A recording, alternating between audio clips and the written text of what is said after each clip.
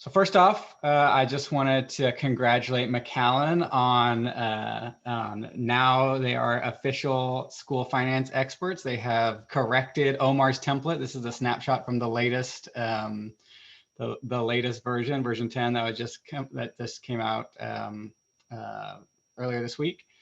And so, thank you for your service. We discovered this issue on a call with McAllen. They were trying to play out some scenarios with approval tax rate, and they said this doesn't look right, and I was like, yeah, you're right. And so we sent along, and we got that fixed for districts across the state. So thank you to the folks in McAllen. I think I saw Adele. Yes. Round of applause for y'all. I think I saw Adele on the line. I don't know if there's other McAllen folks, but thank you for that.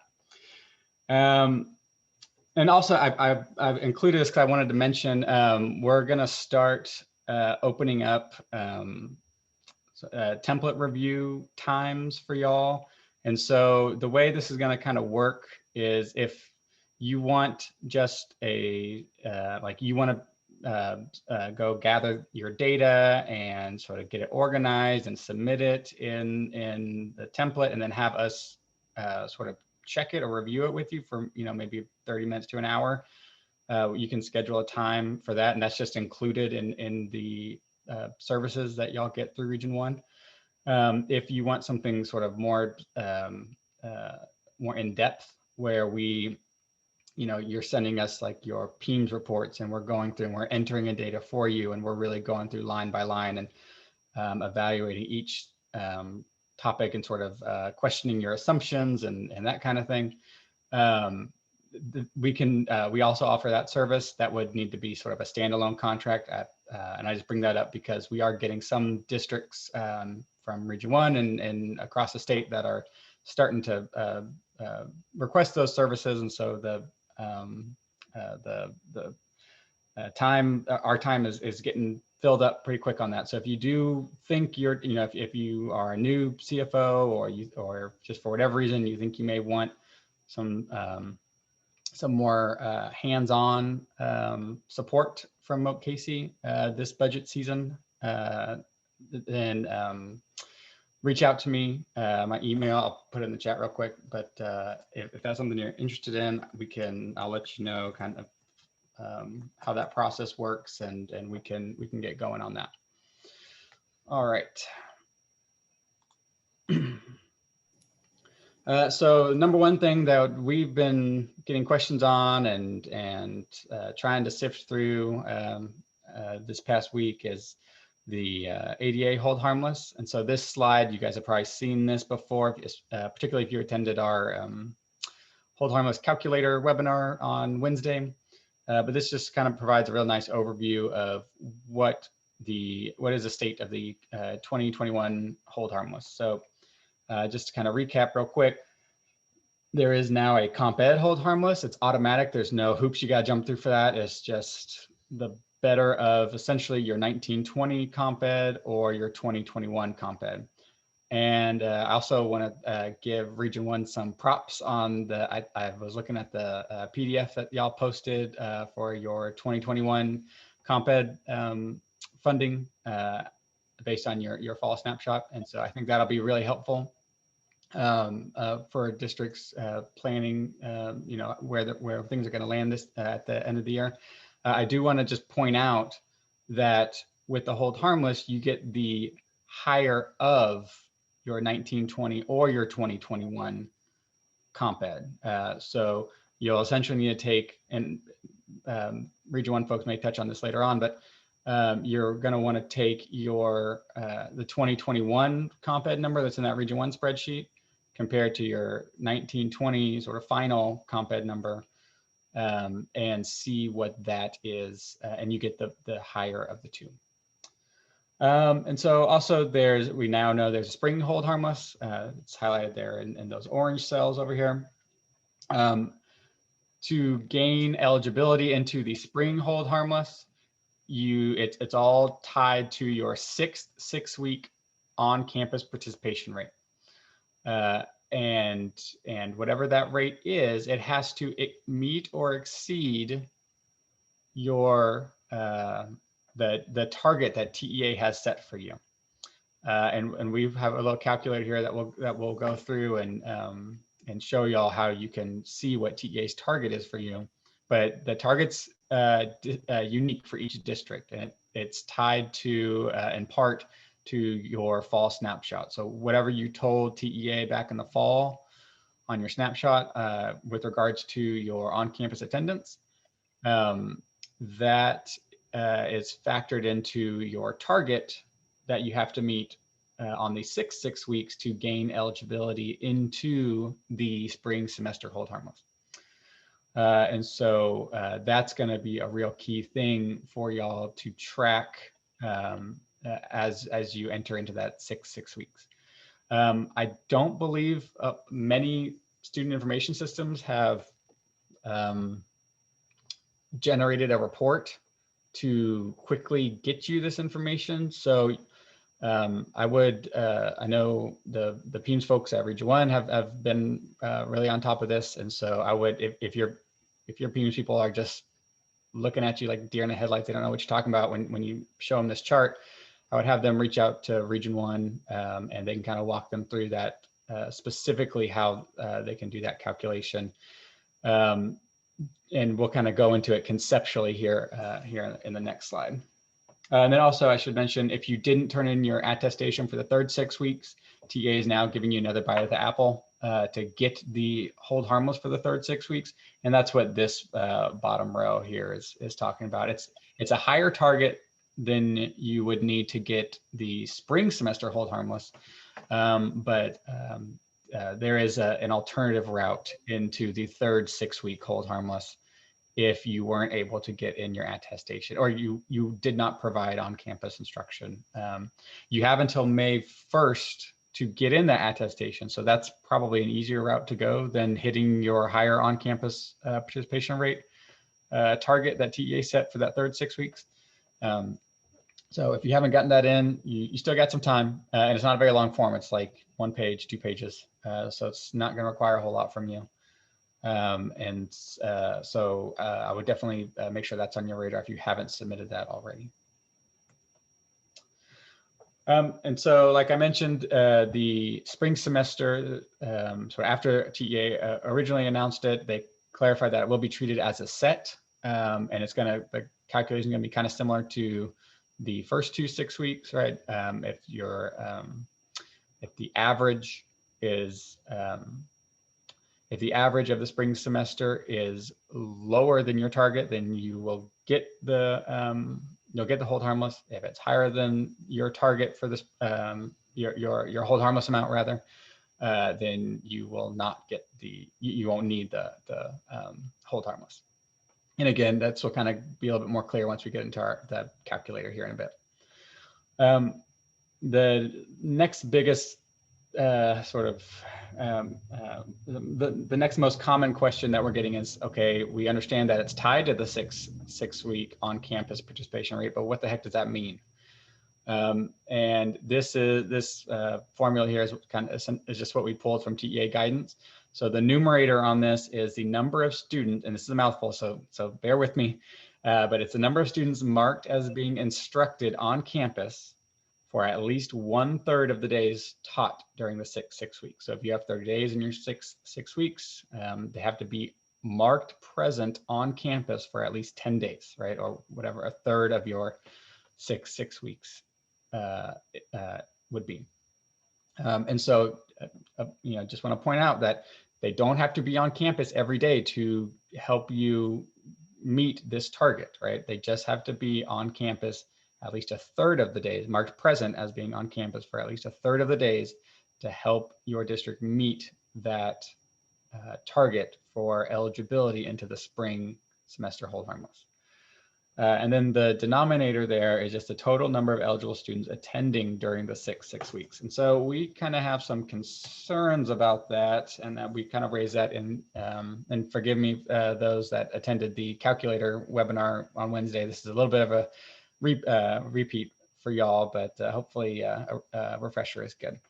And so one kind of concern that we have is with regards to students that only have a small number of days in attendance and how they would be counted. We raised this issue with TEA, and their answer wasn't exactly what I think districts wanted to hear. But essentially, a student with, for example, if they only have 7 days of on-campus attendance, they're marked present for 7 days on campus, and then they're just absent the rest of the time, or they withdraw from the district, or just for whatever reason, they only have 7 days of on-campus attendance. TEA, and remember, that's less than the 10-day or 1/3 of the 6-week period, right? And so we asked TEA, okay, this student here they've attended on campus 100% of the time. Every day they showed up, they were there 100% of the time, but they didn't meet that 1/3 threshold. Essentially, what happens is that student, I'm going to go back here to this slide, that student gets counted here on your number of eligible students because they did attend during the 6 weeks, but they do not get counted here because they didn't meet that 1/3 threshold. And so for those low attending students, they count against you even if they attended on campus 100% of the time. So again, the key is they have to attend on campus during that 6 weeks for at least 1/3 of the days taught during that period. And again, I would start getting your PEIMS folks comfortable with this formula, so that way, as you move through the 6 weeks, you can see, are we on track to hitting our target, and you can kind of keep tabs on that. Josh, what's magical about the 10 days? I don't know. I think it's just arbitrarily. I think this is the 10-day thing is, I was surprised at it because I thought that it was going to be much higher, just given some of the rhetoric we've heard from lawmakers. And I think we touched on that in a previous presentation, but just they were very concerned that extending the hold harmless would somehow disincentivize districts from doing their jobs and caring for kids, and going out there and getting kids back in the classroom. And so just given all of that discussion, that was disappointing to hear at the legislature, but given that discussion, I thought the threshold would be much higher than 1/3 of the days. I think 1/3, lowering it down to being on campus for 1/3 of the days makes it much easier for districts to hit that, you're able to count more kids towards that numerator and help you meet that target. So I think on the whole, it's good news, but in terms of like a policy reason or what's magical about the 10 days, I think they just pulled it out of thin air, really. I don't think there's a rationale behind it, really. I think it was the subject of, go ahead. At one point, it was something about 80% I thought, face-to-face, and that 80% number, and then comparison to something. And okay, I'm just trying. I think, honestly, Connie, I think it was the subject of political, discussion and, negotiation, really. I think that's just how we arrived at 10. So I think it was more of the result of a political negotiation rather than a real policy, data-driven type of decision. Josh, okay. We do have a few questions from our PEIMS person and a few comments if you want to look at those. Yeah. So I see the first one is there is no application that we need to submit. I think that may have just been sent to me. So I'm not sure what that's referring to. Lizeth. Sorry if I'm not pronouncing that correctly. Yeah, can you add what you mean by the application? I'm just gonna take a guess. Maybe you're talking about the comp ed, because this was kind of early on in the presentation that you asked that. Comp ed, there is no application, it's automatic. So for comp ed, you will just automatically get the better of your 1920 or 2021 funding, essentially. And then for the third 6 weeks, there is an attestation you have to submit. That's sort of the easier way to get into the third 6-week hold harmless. You can also get into it through if you meet that higher target set by TEA during the 6 weeks for your on-campus attendance. Okay. And Ms. Perez, who's been very helpful with a lot of my questions as I'm thinking through this, but so thank you for that. She asks, so they have to be instructed at least 1/3 of the days taught and be enrolled for the entire 6 weeks to be counted in the numerator. I don't think they have to be enrolled for the entire 6 weeks. So I'm imagining a situation where, let's say you have a kid who attends on campus 15 days and they withdraw from the district after the 15th day. I think that they would count here, right? They have 15 days being instructed on campus. That exceeds the 1/3 threshold. So I think they count on the numerator. And then they would count down here because they would be included in the number of eligible students who attended during the 6 weeks. And so I think maybe your question is, I don't think this has to be I don't think this is limited to students that attend or that attend every single day, right, during these 6 weeks. And I don't think there's any sort of enrollment based qualifier here, at least how I'm reading TEA's guidance. I think it's all how you're marked, in terms of your attendance during that 6 weeks. Okay, Ms. Benavides, she asks, does it hurt a district to try to get a lot more students in than we did in October snapshot and then those students not be present for the whole 10 days? Well, I think you want to at least get enough kids on campus to meet your threshold. And so, and I think, I guess if you're asking, do absences hurt you? Not exactly on this formula. I mean, they, because this formula is a count of students, right? And so it's the number of students that exceed the 10-day on-campus threshold. And again, the period of your 6 weeks may not be 30 days. I'm just using 30 days because that's the assumption. It may be longer or shorter than 30 days. And so your 1/3 threshold may not be 10 days. So again, just want to make sure everyone's aware of that. Go check your calendars and see how long your 6 weeks attendance period is. But I think if they're absent, so let's say you have an on-campus kid who generally comes on campus and they come half the days, let's say their attendance rate is 50%. That would be pretty low. But that student would have, let's say, 15 days of attendance on campus, and they would count on this numerator. So I don't think absences are going to be the main reason a district gets locked out of this.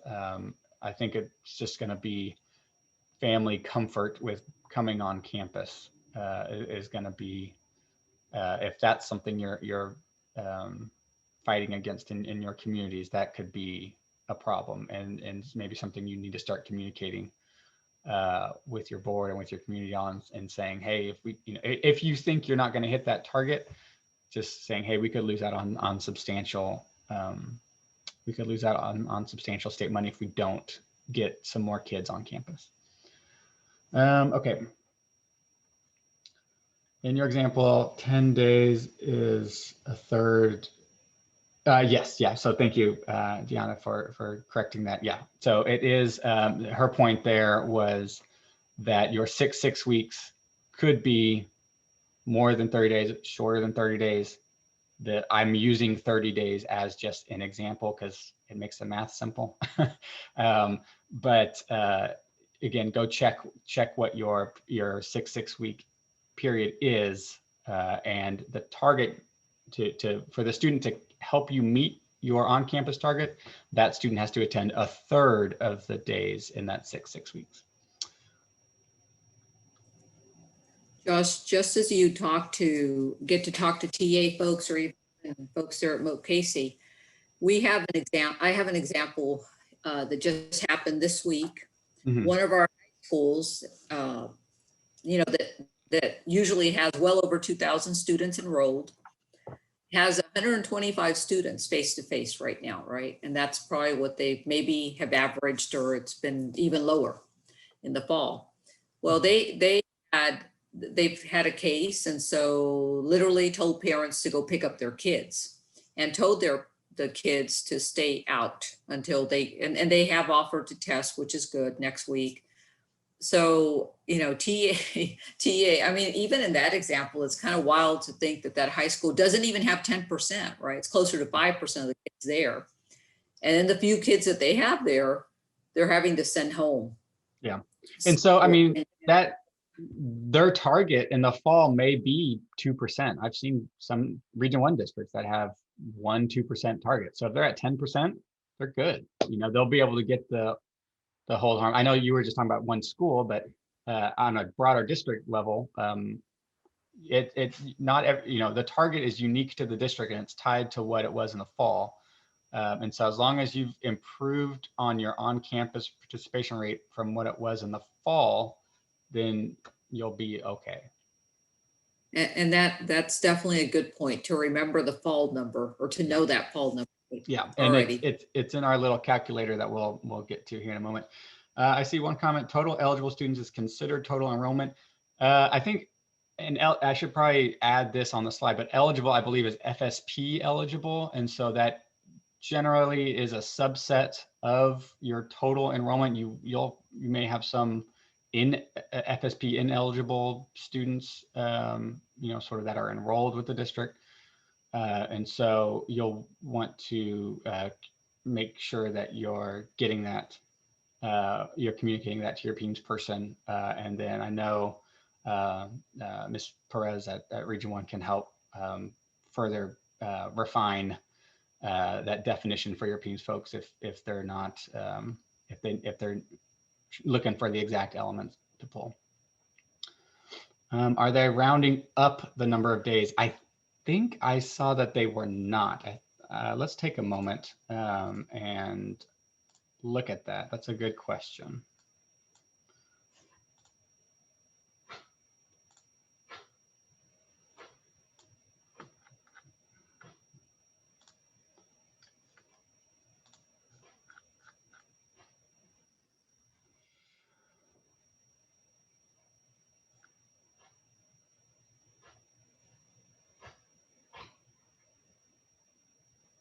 Yeah, so this is what I was thinking of right here.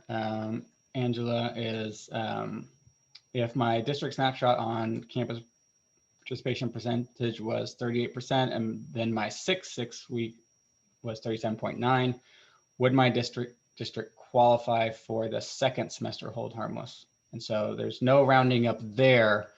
I think your question was more about the number of days for that threshold. So that's a slightly different question than that. I'll need to take that back to TEA and see what they say to that. So Angela, I'm assuming your 6 weeks is not 30 days long. Yeah, 9.3. Okay, so then I would think my assumption is you just need to have 10 days. So if in case y'all aren't following in the chat, she says her 6 weeks is 28 days long. A third of that is 9.33. I've given just the guidance, the words on the page here. I would think that means then for you that to have a student count towards being towards attending on campus, they would just have to exceed 9.33 days, which realistically means they'd have to attend on campus 10 days. That would be my assumption, but we have a number of other questions that we sent along to TEA on this from our webinar the other day, and I'll send this one along as well.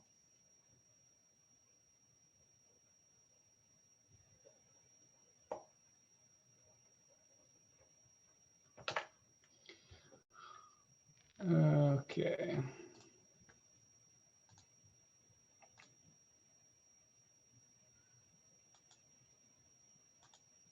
Oh, and one other thing, I was on the phone with the district the other day, and they were talking about sort of how do we communicate this to our community if you guys are concerned about maybe not hitting that on-campus participation rate for the six weeks and getting the spring semester hold harmless. And you know, I think keeping it very simple is going to be key, and sort of calculating out, you know, find out what your bare minimum is, right? Using that formula, and I think your PUNES folks can help you with that. And then give yourself some wiggle room above that, right? So if your target, like in this example for Austin, their target for the spring semester is say 23.6. When they're talking to their superintendent or their board and they're saying, okay, what do we have to hit, and how should we, you know, what do we, you know, when can we feel comfortable? Maybe they should bump that up to 26 or 30%.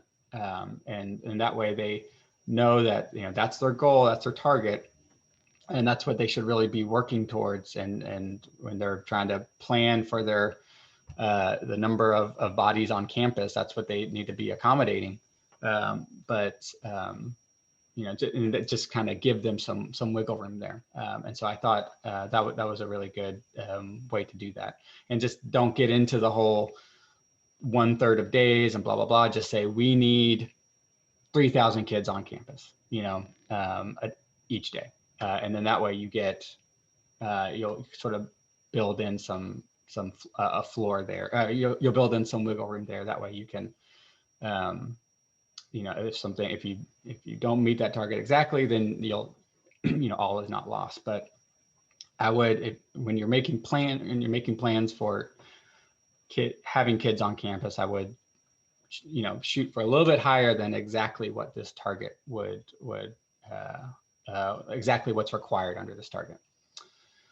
All right, and so for those who have not seen our little calculator, there's a screenshot of it on that next slide. We also have some links here that you can click on. We have the calculator here, the slide deck from our tutorial the other day, a recording from the tutorial, and then a link to TEA's attendance and enrollment FAQ. And I know a lot of y'all were on that Wednesday, so I'm not going to do a super in-depth look at this, but I did just want to have a chance, give those of you who weren't on the call on Wednesday a chance to check this out. So essentially what this tool does is it helps you sort of game plan and plan out for different scenarios, you know, as we wrap up the school year, and kind of see, you know, what happens if our on-campus participation rate is this amount versus another amount, and how does that impact our hold harmless. And then you can use some of this data that we generate in here to plug into templates and sort of figure out what the funding implications would be and all that. And so we have an example here from Texarkana. Whenever you download this, it'll be blank, but you'll need to fill in your county district number. You'll need to specify, did you offer on-campus instruction to all students in the third 6 weeks? Yes. Did you put in your attestation? I'm going to mark yes for them for this example. And then what on-campus participation rate in the six weeks do you think you're going to hit? And so in this example, we're going to have 80 for now, but we're going to play with that here in a little bit. So we entered in their ADA data. All this should, and FTE data, this should look pretty familiar to y'all. Same kind of stuff you fill in our templates and the Region 13 template. And so you fill all that in, and then you go to the results, and it will show you which 6 weeks you qualify for the hold harmless. And if a cell is highlighted in green, that means you got the hold harmless amount. So we can see for the first and second 6 weeks, the average between these two was 6,394. And so that is less than their ADA target of 6,530, right? And so both of these 6 weeks get replaced, and remember, it's all of the student subpops, right? So for example, they have really high CTE in Texarkana, right? If you look here, their CTE that they reported that they're tracking is in the 600s, right? More, it kind of bounces around, but it ranges from 640 down to about 590-ish. TEA's hold harmless CTE FTE is just under 500. So the district's getting a real boost for total ADA, but when it comes to CTE, they're losing out on about 111 FTEs because of that. And so again, and I think we've made this point in the past, but I just want to reiterate that when you get the hold harmless for a 6 week period, it's not just total ADA, and they don't do the greater of for each student subpop count. If you get it for total ADA, you get it for all of the counts, right? And so the first 2 6 weeks are a set. And so if you get it for those first 2 6 weeks, you get it for all of the counts during that 2 6 weeks. The third 6 weeks kind of stands on its own. And again, it's determined by whether or not you turn in your attestation. That's sort of the first step. So let's just, for example, we're going to put this no, and we're going to change this to 75. So you can see that this is a target for Texarkana here. Their target for the spring semester is 69.9. That alternative entry into the third 6 week hold harmless is going to be higher for districts. That sort of second bite at the apple I talked about earlier. For Texarkana, that's 79.95. So in this example, they're not meeting that second, that higher target that TEA rolled out. And so they didn't turn in their attestation. They're not meeting their second target, their alternative target. And so they are not going to get the hold harmless for the third 6 weeks in this example. And so then you can see that these are all averaged together. The impact has gone down. Now it's the hold harmless is giving them a boost of 141 ADA. Before, if we say they do turn in their attestation, it was giving them a boost of 164 ADA. So you can see the impact there.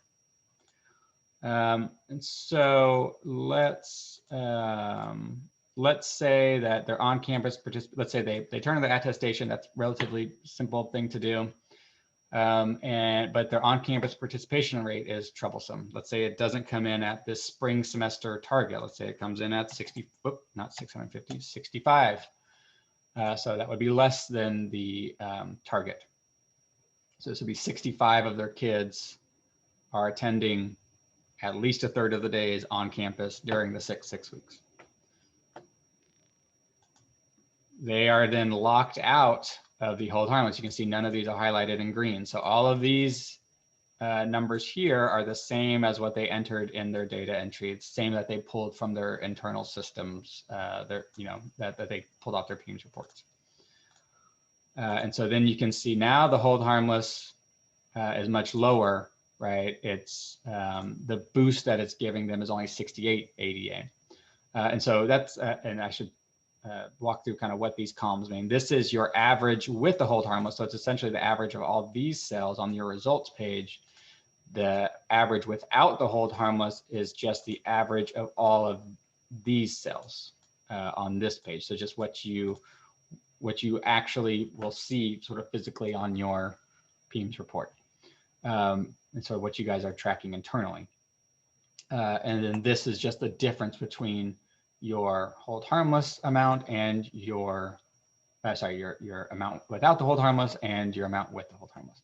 And so you can, again, this is just going to be useful so you can see on which of those allotments your district, if you're getting the hold harmless, which allotments you may be losing counts on, right? So again, in this example, they're losing CTE FTEs, they're losing, or CTE, they're losing bilingual, they're losing out on mainstream ADA. And so those are just going to be important things for y'all to track and make sure you communicate that with your superintendent and others in the district. Okay. I'm not seeing any questions on that, so I'm going to move on. And again, if you have any questions or you want to go and look at that in more detail, these links here you can see are clickable in that presentation. And so go and download those. And I think that tool will be useful as we wrap up the school year. Okay. So next, I'm going to kind of go through some various sort of hot topics at the legislature, various policy issues that are being debated. And the first one, of course, the one that we're probably getting the most questions on is supplant versus supplement. What are they going to do with all this, all these stimulus dollars that were passed back in December and then again and earlier this month? Are they going to supplant it, right, like they did with ESSER 1, and just use those federal dollars to offset state dollars and sort of take the place of state dollars? Or are they going to pass along those federal stimulus dollars as new money to districts? And is it going to supplement state dollars? Is it going to be extra money for districts? And so, unfortunately, we don't know yet, but that it's an ongoing topic of conversation. And then we've done some sort of back of the napkin math, and then I'll get into that here in a minute. But this just kind of highlights what we know now. You can see ESSER 1 was about $1.3 billion statewide. We all kind of know how much we received there. You guys have gone down the road on that. Of course, that was distributed based on Title I Part A, the sort of fiscal 19 vintage of that data. We all know, unfortunately, the states decided to supplant state funds with that, and we all know the sort of allowable uses that we worked through earlier when we were filling out all that grant application and stuff. With ESSER 2, again, that was passed back in December. It's about $5.53 billion to Texas. And it's also distributed on Title I Part A, but the sort of vintage of that data is fiscal year 2020. So, a rough estimate, you can just kind of take the portion that your district received of the 1.3 times the 5.53. But again, the Title I Part A distribution is going to be a little bit different than what it was with ESSER 1. You may have seen that Raise Your Hand Texas came out with some estimates of what these amounts could be. I think that's useful for starting a conversation with your legislator. But I would not budget. I would sort of set the main use of that number is really a political, it's fodder for a political debate, right? Raise Your Hand Texas is making an argument, I think a worthwhile argument to make, but they're trying to show communities and lawmakers how much money could come to their communities if state budget writers don't supplant, right? So they're trying to get in districts across the state a number in their head, right? So I'm in a district and now I know I'm going to get $1 million, let's say, from ESSER 2. I'm going to then I'm now motivated to call my rep and say, hey, don't touch my $1 million, right? I want that to be new revenues to me. I don't want you guys to supplant state aid with that. And so the best use of that number is just for having a conversation. The use of that number from raise your hand is not for budgeting, right? Do not use that for budgeting. I mean, it's a ballpark, but what we don't know again is how much the state's gonna supplant, right? So you may be getting $1 million, but the state maybe comes in and takes away 300,000 state aid. And so you had all these programs lined up thinking you're going to spend $1 million, then it comes back and you only have 700,000, let's say in this example. And so just know that a portion of that dollar amount you see in the raise your hand runs, there will be a portion that's supplanted. There's just no way the budget writers in the Capitol are not going to use some of that. If I'm being honest, I think they're going to use as much as they possibly can. And so, just keep that in mind, that number is sort of, the state's going to take a bite out of that. But it can kind of give you a ballpark on sort of the maximum amount you could receive from the stimulus. I'll touch on this more later, but sort of and there's some implementation questions that need to come out on how exactly the state's going to do the maintenance of effort calculations and everything. But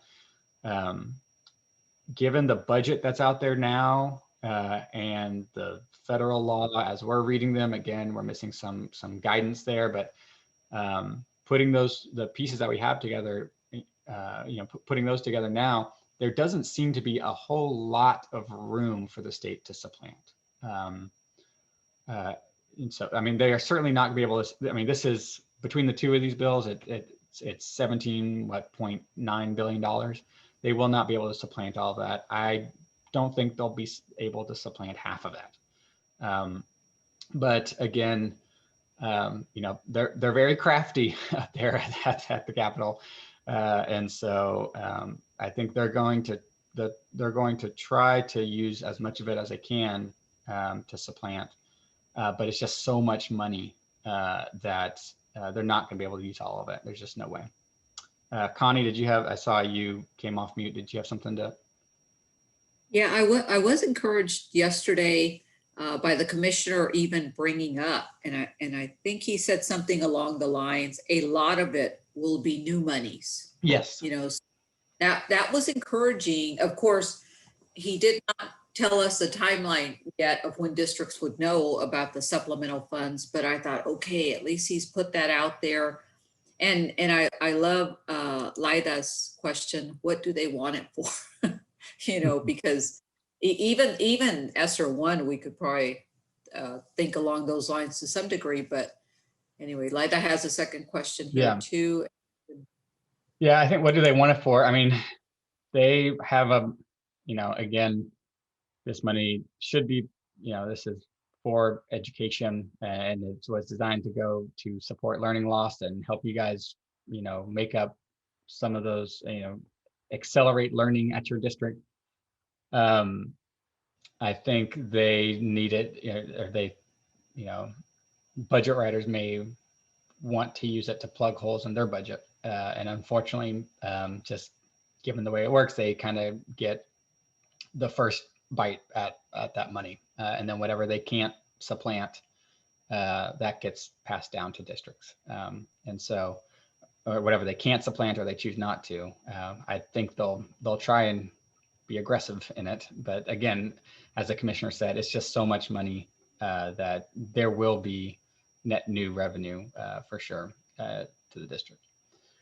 I did, Josh, just real quick on texasisd.com this week, they had a banner story on Ector County ISD and how their board approved a resolution to send forward the legislative body. And if you haven't seen that yet, you might want to go out there and look at I looked it up on their board agenda and found it. So it's there.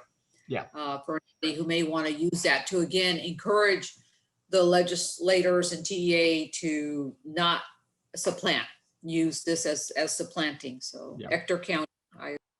And, to his credit, I think one thing that I've been encouraged to hear from the commissioner is he is making what I feel to be a pretty good case on the real worry that there's going to be some just permanent.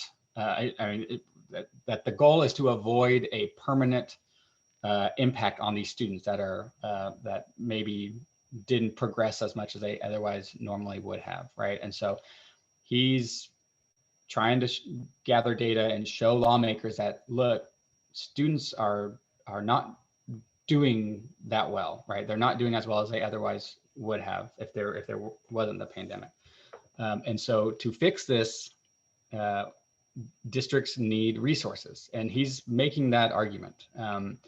And so I think lawmakers are hearing it, definitely from the commissioner, but it's, the more voices that are echoing that and saying, if you want us to accelerate learning on our districts, we can't just wave a magic wand and fix it. We need staff, we need resources, we need, summer school, we need after school, we need tutoring, we need all that stuff. And people aren't going to just volunteer to do that. You got to pay them. You got to get it's going to require resources to accelerate learning. And so, and the consequences of not doing that are pretty dire, right? We've heard numerous times the commissioner talk about, the examples of people coming over from Hurricane Harvey, and that I think he has an example about a teacher strike in Argentina or something that was very disruptive to student learning. And so in those cases, those students just never recovered. I mean, that sort of cohort of students, if they weren't really subject to a whole lot of interventions, they their lifetime earnings were lower. I mean, just all sort of life outcomes were lower in that cohort than other cohorts that weren't impacted by that sort of disruption. And so I think just communicating the need and sort of maybe, the difference between how your students have progressed this past year with how they normally progress, and make it clear that your district has a really good plan, and you guys know what you're going to do, and you want to hit the ground running, and you want to serve these kids and get them back to sort of as if COVID never happened. Now is a great time to have that conversation with your community and with your representatives. And Josh, quite frankly, whatever y'all were paying teachers for summer school, you should do for more that rate, because I don't know how you're going to get teachers to even want to do stuff in the summer. Yeah, there's quite a bit of burnout. Yeah, at least. One thing that I just wanted to touch on this slide, the allowable uses, you can see here, I don't think I mentioned that. So we know the allowable uses for ESSER 1. ESSER 2 clarifies that you can use this money to address learning loss or air quality or HVAC improvements are allowable. We remember with ESSER 1, TEA sort of put some warnings out there about using it for construction or renovation. With ESSER 2, it does clarify that if you are making sort of air quality upgrades or HVAC upgrades, those are allowed. And so, a little bit more flexibility there. And then with ESSER 2, this is the first time, out of the three sort of tranches of stimulus funds, that there's now a reservation on what you have to use it for. And so you have to use at least 20%. You can use more than 20%, and it may be, in the interest of kids, it may be better to use more than 20%, but you got to use at least 20% to address learning loss through certain interventions like summer school, after school, those kinds of things. The remainder, whatever you don't use on those things, you can use on the same categories from ESSER 1 and ESSER 2. So they kind of, the allowable uses kind of add on to each other. They don't really go backwards. There is state maintenance of effort requirements. You know, that didn't do us a whole lot of good with ESSER 1, and that's largely because of House Bill 3. You can see there that the sort of test for states is the state dollars that the dollars that the state spent on education in fiscal 20 and 21 must meet or exceed the fiscal 17 to 19 average. So fiscal 17 to 19 would be pre-House Bill 3. Obviously, House Bill 3 put a lot more state aid into the system. And so that is what allowed the state to sort of use the full 1.3 billion as supplanting, because they had already, just by coincidence, they had already put themselves in that position with House Bill 3. So they timed that pretty well. That was the test for ESSER 1. ESSER 2 and ESSER 3 don't look at the dollar amount, which that's an easier test for the state, for Texas, given House Bill 3. It's easier for Texas to meet the dollar amount test. For ESSER 2 and ESSER 3, it looks at the portion of the state budget, so the percent of the state budget used for education. And that's what the test is run on. So it's, and for ESSER 2, it's fiscal 22 must meet or exceed that 17 to 19 average. And then for for ESSER 3, it's fiscal 22 and 23 must meet or exceed that 17 to 19 average. And as I note there's a waiver available. I would be very surprised if the U.S. Secretary of Education was giving a whole lot of waivers, just given the size of these stimulus packages. I think that they're just looking across the country. I think they are, and you know, ESSER and some of the other pots of money in these stimulus packages are much bigger than some of the revenue loss that we've seen in state budgets. And so I would be surprised if he's issuing a bunch of waivers to sort of exclude states from their maintenance of effort requirements, because you can apply for a waiver if your state is seen a real decline in financial resources. But with the stimulus, I don't think that will be the case for a lot of states, and probably not for Texas. And so we sort of, and again, this is going to be tied to the budget that they're currently working on right now. So we don't know what portion, we don't know what that budget will ultimately look like. But just given what's out there now, and given what that average was in the past, there's not a whole lot of room for them to supplant state aid, you know, with this sort of relative methodology. Certainly not anywhere close to the full amount of the stimulus dollars. And so I think that will be good news for y'all. ESSER 3 includes a maintenance of equity provision for the first time. And what that does is it requires the state to, it sort of puts limits on how much state aid they can reduce from districts with high levels of economically disadvantaged students. And so there's two tests here.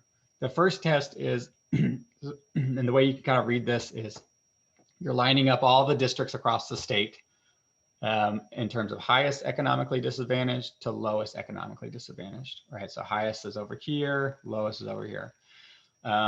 For the districts that represent 50% of the state's enrollment, right? You start adding them up, and once you get to 50% of the state's enrollment, all these districts cannot see any disproportionate cuts in fiscal 22 or 23. So what that means is, if the state decides to supplant state aid or reduce state aid, these districts cannot see higher levels of reduction than all districts do, right?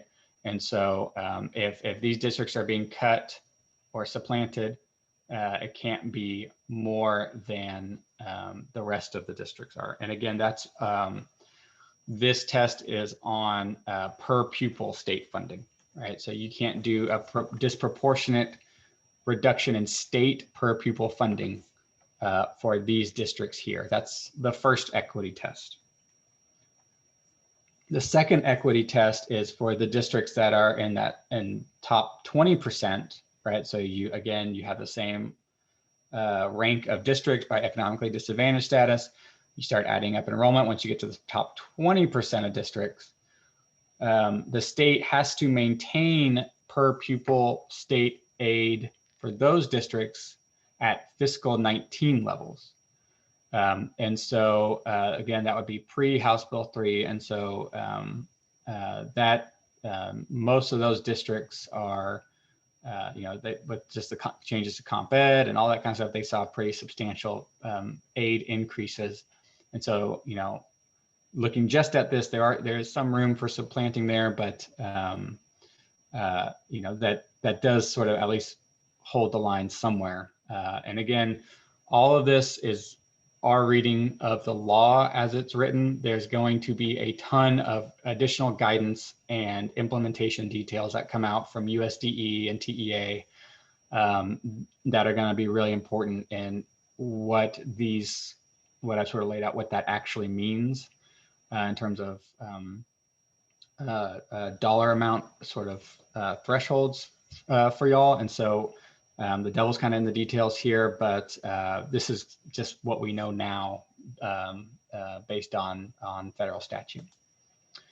And then also with ESSER 3, there's now a local maintenance of equity. And this is a requirement on you guys, right? Districts cannot do disproportionate reductions in state and local funding or per pupil FTEs to the top quartile of campuses in terms of economically disadvantaged status or percent of students that are on the campus. And so we've gotten a number of questions from districts that are already starting to put together their staffing formulas and whatnot for fiscal 22. And they're worried about this. I think if you were looking at reducing staff to your high economically disadvantaged campuses for whatever reason, maybe there's a good reason to do that. I'm not sure, but if you were thinking about making those kinds of changes, you may want to wait before finalizing those plans until the dust settles on this ESSER 3 stuff, because a condition of receiving that money is that you do not disproportionately reduce state and local funding or FTEs to those high economically disadvantaged campuses. Again, it's the top 25% of campuses in your district. Now, if you're a district with less than 1,000 students, or you have one school per grade level, so you have like one middle school or one high school, you're exempt. And then districts facing exceptional hardships are exempt. And again, it's not clear what that means, the exceptional hardships, but there is a way, the U.S. Department of Ed does have the authority under law to issue waivers. How likely that is, I don't know yet. And so this is just something to kind of keep on y'all's radar as you guys are starting to make staffing decisions for fiscal 22 and 23.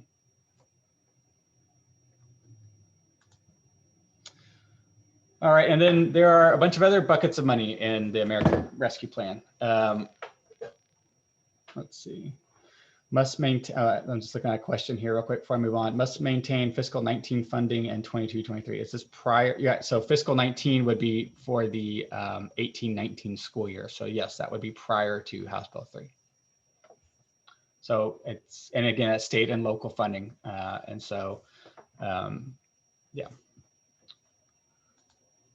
Well, I think if you're talking about the local equity part, that's state and local.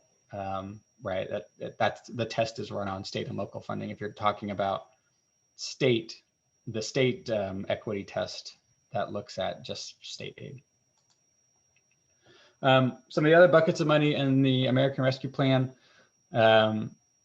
Texas gets $279 million for IDEA in fiscal 21, and that's 1 year only. and I think more information should be coming very soon on that. If it's not out already, I can go try and track that down. But there is some money, some additional money coming to folks through the IDEA. There's also a big pot of money, $7.2 billion. That's for the whole country. There's not individual state runs yet, but the FCC is developing rules for distributing that money, and it's earmarked for closing what's called the homework gap, or increasing internet connectivity across the country. We think it's going to be implemented similar to the E-rate program and sort of distributed along those through that kind of process. And so I think I believe they are developing the rules and putting them up for public comment here in the next week or two. And so if you are interested in getting some additional resources, I think it's gonna be similar to, you can use it to buy laptops and hotspots and that kind of thing. I would keep an eye on that from the FCC, and that could be a resource that's made available here in the coming months. And then also the American Rescue Plan included a pretty notable increase in McKinney-Vento funding, 8 times increase.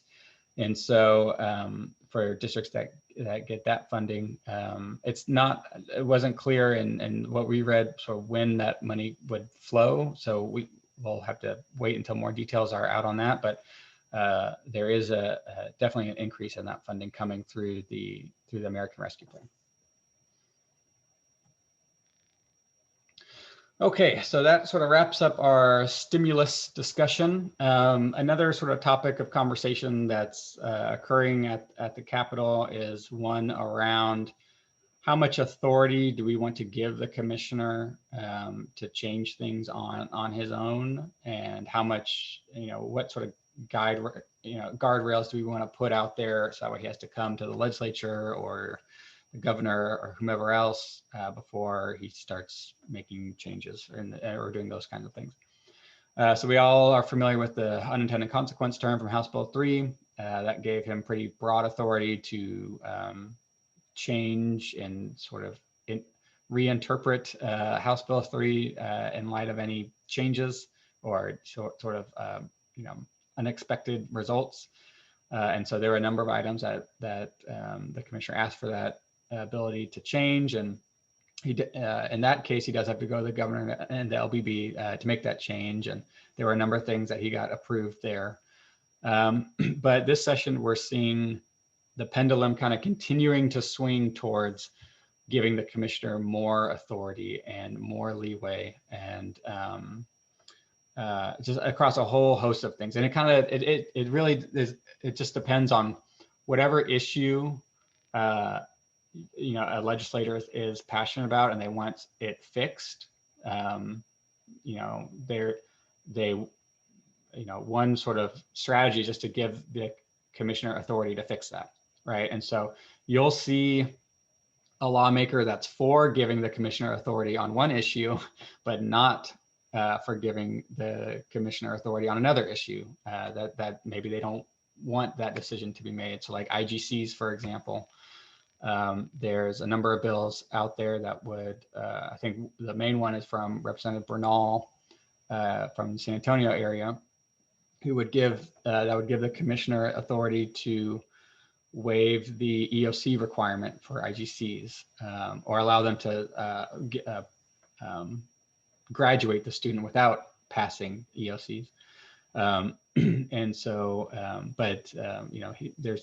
there's a contingent of lawmakers that don't want to give that authority because they don't want they want students to pass their EOCs to graduate.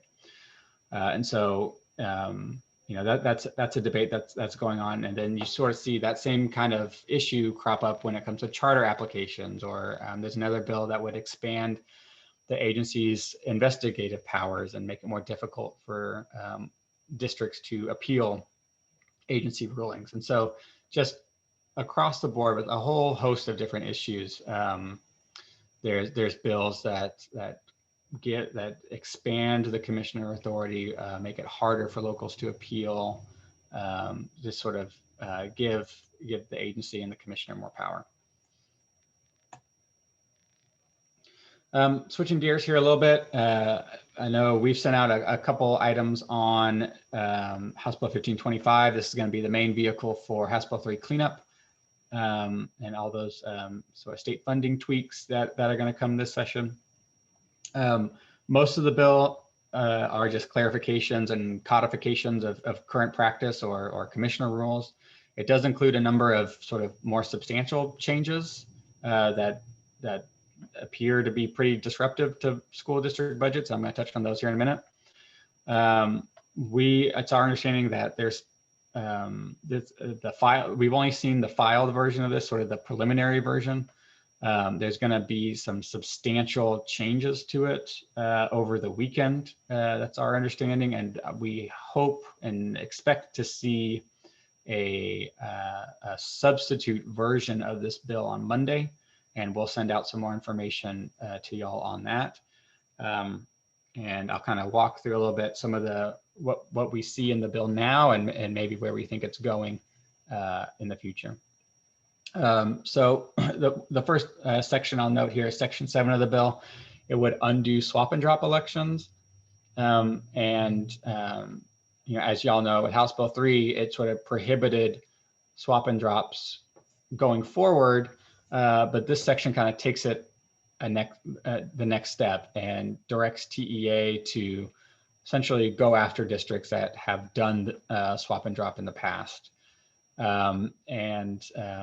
It's so if you the bill kind of spells out what would trigger sort of TEA action, and just, you know, it's very vague. It's just, you know, a transfer from M&O to INS could trigger TEA coming in and taking a look at what you're doing.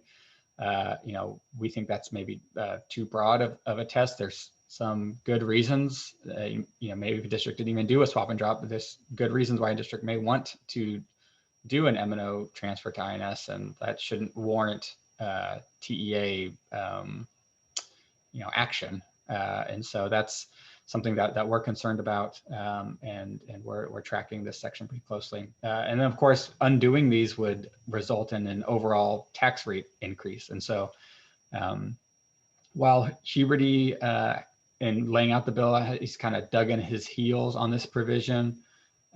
He cited 2017 AG's opinion that, you know, he thought that after that, if districts did a swap and drop, his term was behaving poorly because they were sort of in violation of that opinion.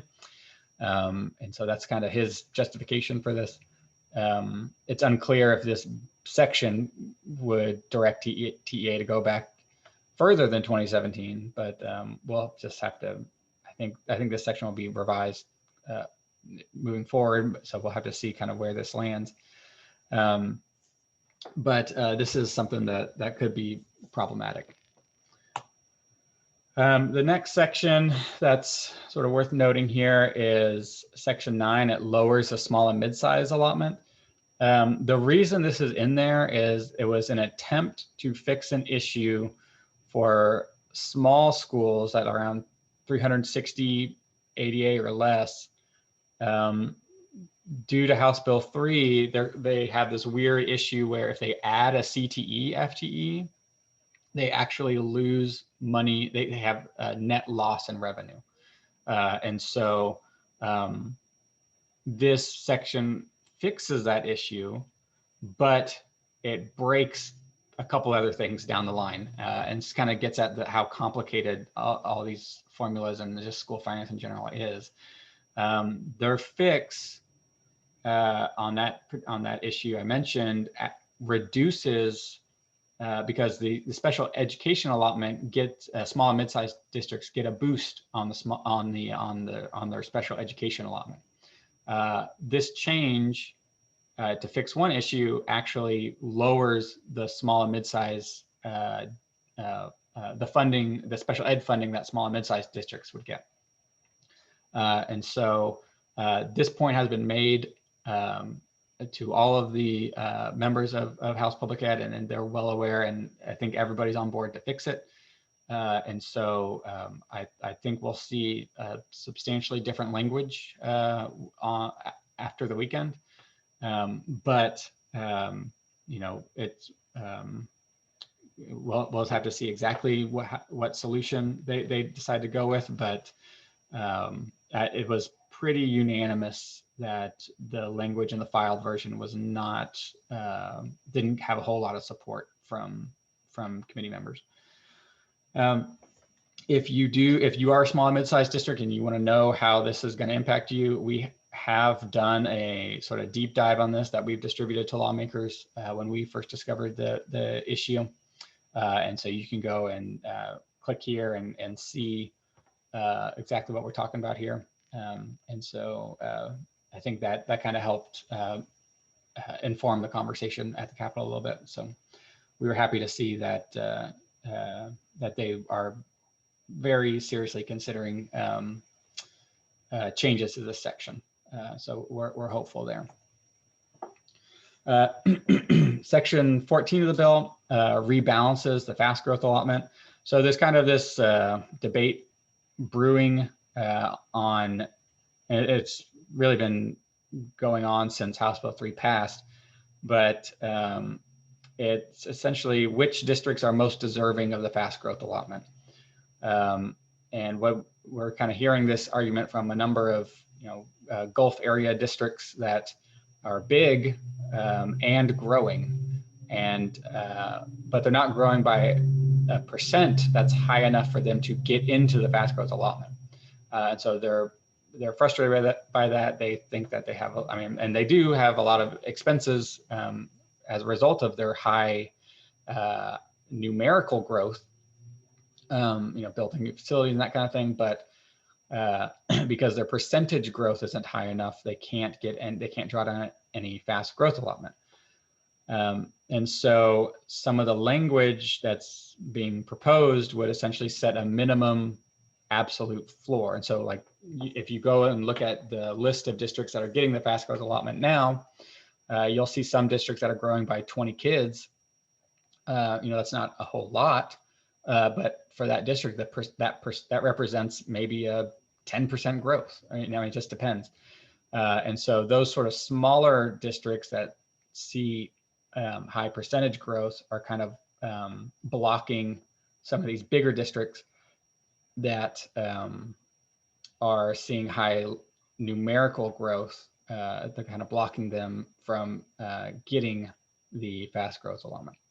And so this sort of conversation and debate is happening right now. The current section in the bill does not really address this issue, but we are fairly certain that the language we see on Monday will.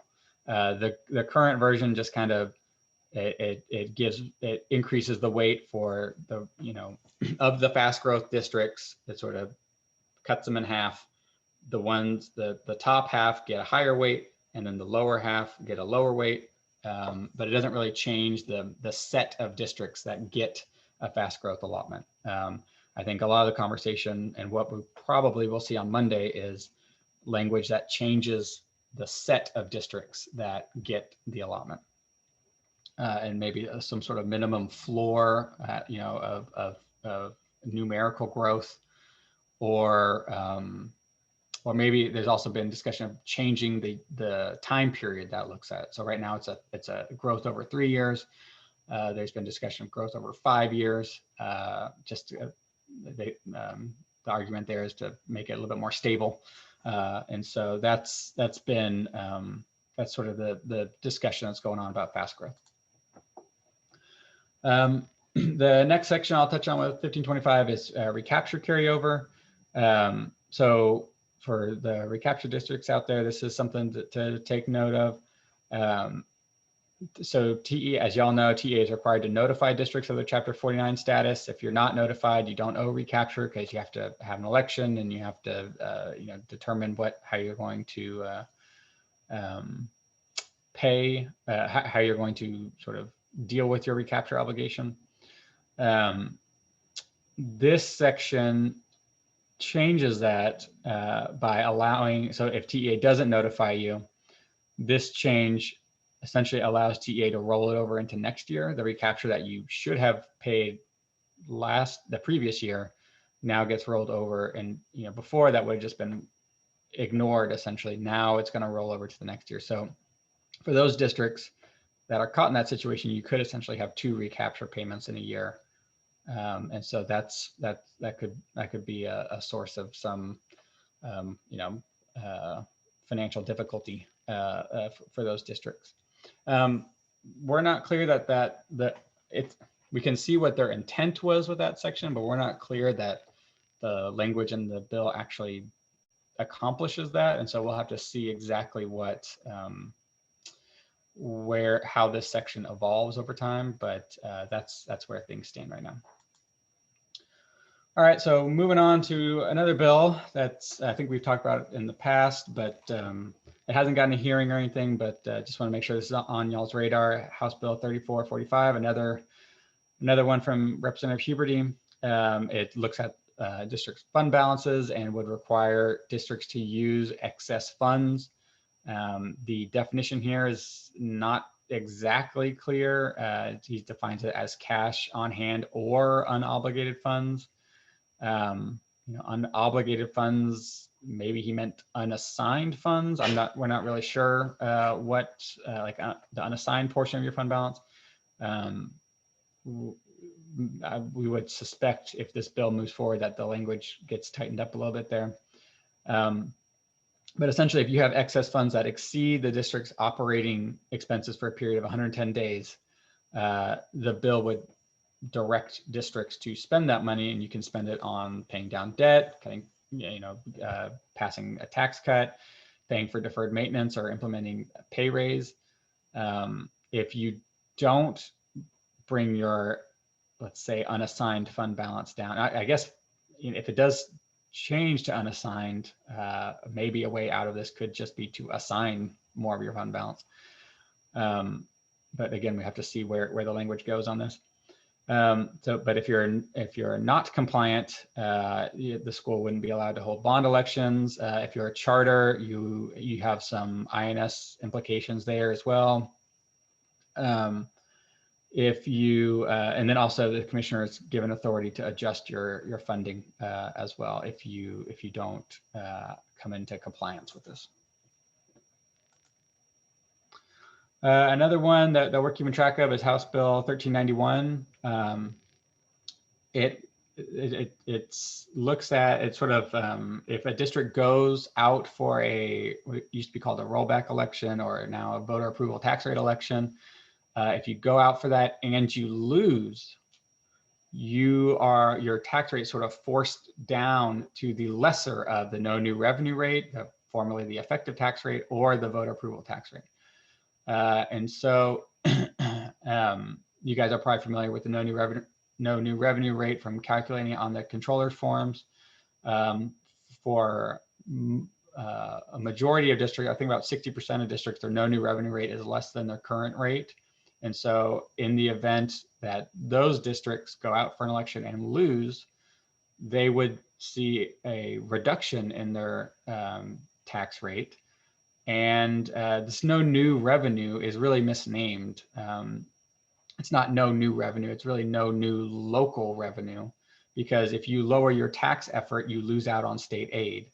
And so this rate does not represent sort of maintenance of the status quo for your district revenues, right? If you were forced down to this rate, you would lose out you would see a net revenue loss. And so this is just kind of confusing for lawmakers. They want to treat all local governments the same. They want to treat cities and counties and schools and special purpose districts all the same with the same rules. They obviously are not the same, right? School districts, their funding is determined by this crazy set of formulas. That's this weird interplay between state and local funding. That's not the case for other entities. And so school districts just need to be treated differently. And that's part of the conversation that's going on with this bill with Representative Middleton. But he has not expressed a whole lot of interest in having different rules. And so that conversation in education is ongoing. So we'll have to track this one and see how this ultimately ends up.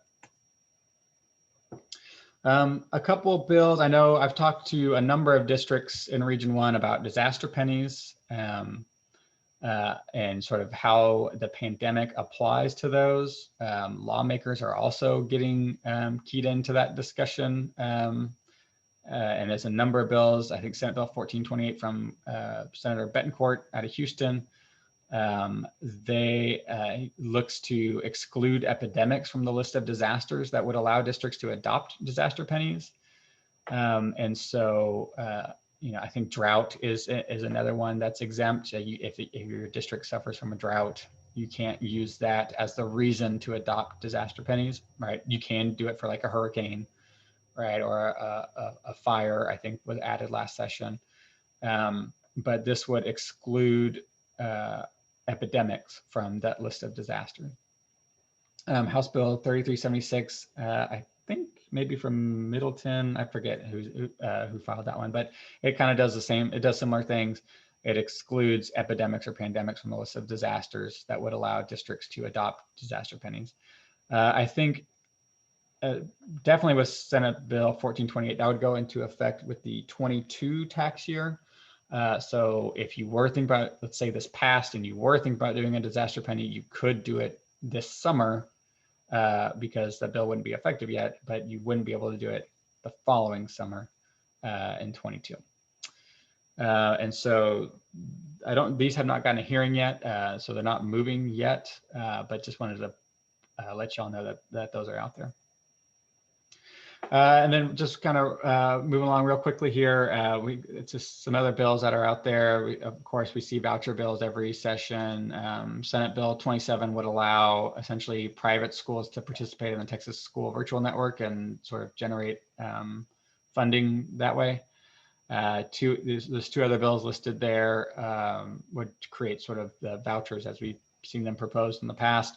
One thing to note here is part of the American Rescue Plan prevents, so not the, we talked about ESSER, there's a separate pot of money that's sort of for state budgets.